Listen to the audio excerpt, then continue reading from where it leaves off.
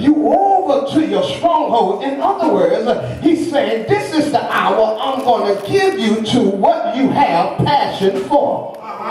Whatever it is that you have been holding on to, you no longer will have to chase it, but now it's going to be a part of your possession. That's pretty dangerous, my brothers and sisters, to know that I no longer have to chase after a dream, but now I have possession of what it is that I have been dreaming about. So he says something that I can't ignore. In verse number 12, he said, you're going to be a prisoner of your own destiny. In other words, you are not going to find rest until you get to the place you have been created to dwell in. And that's the reason why some of us are having sleepless nights, because we have not made it to the place where God has created us to dwell in. That's why some of us seem like we can't make it, because we have not made it to the place where it seems like God wants us to dwell in. So God said, I'm going to give you over to your stronghold. So everywhere that you find yourself, it's just a temporary assignment.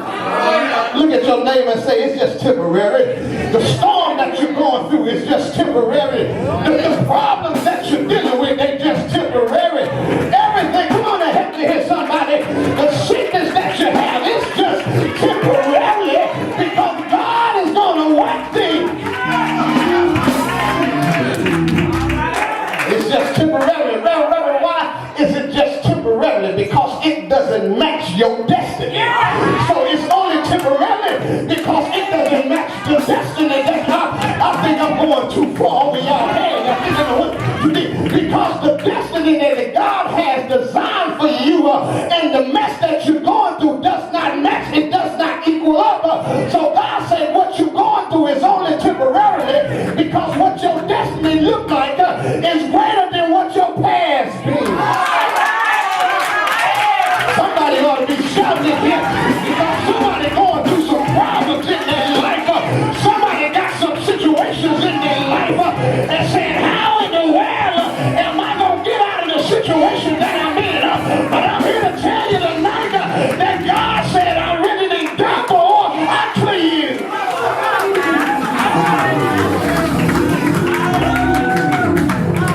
So, watch this.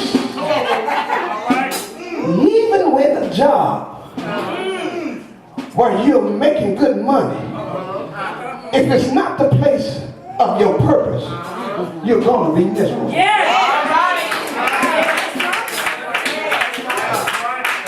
Even if you are in a house that look good to other folk, and if it's not the house that God has designed for you to be in, stuff will start breaking down. You'll be trapped in your purpose.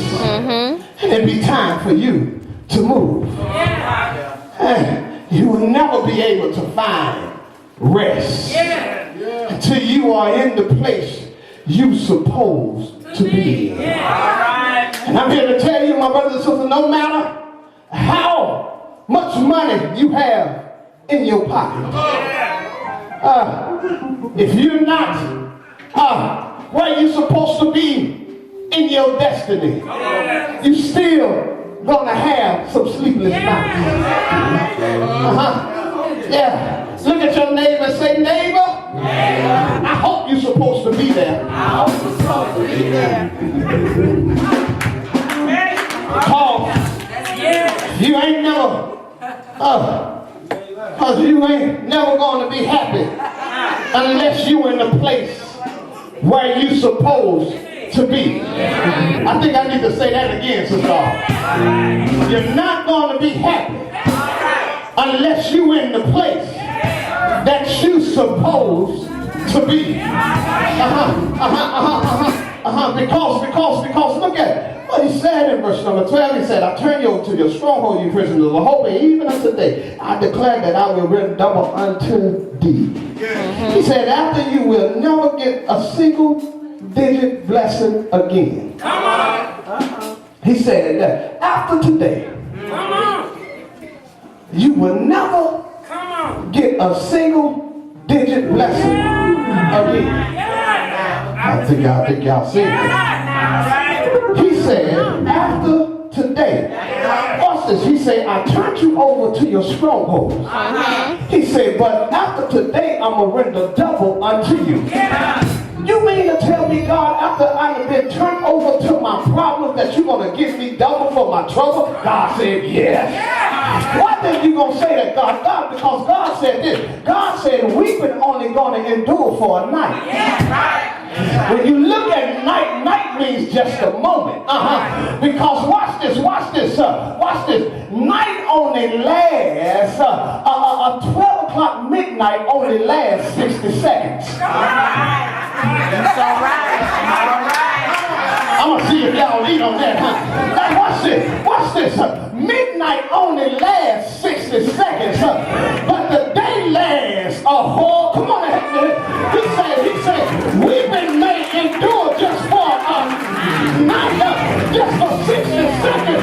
He said, but joy is coming in the morning. Look at it.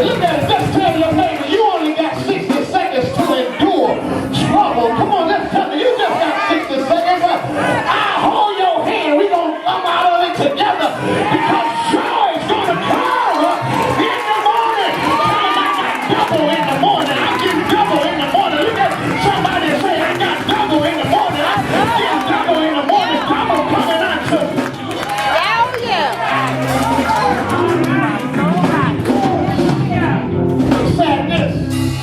He said, never again. He said, never again will whatever you're making this year. Maybe y'all in the back can feel me. He said, never again, whatever you're making this year.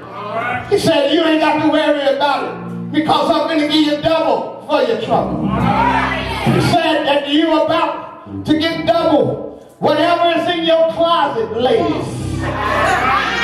He said, you're about to get double for your trouble. Men, whatever is in your closet, y'all better receive this thing tonight. He said that you're about to get double for your trouble. He said, whatever that is in your banking account. Yeah, I think I can get out of here, y'all. I've been here y'all long enough.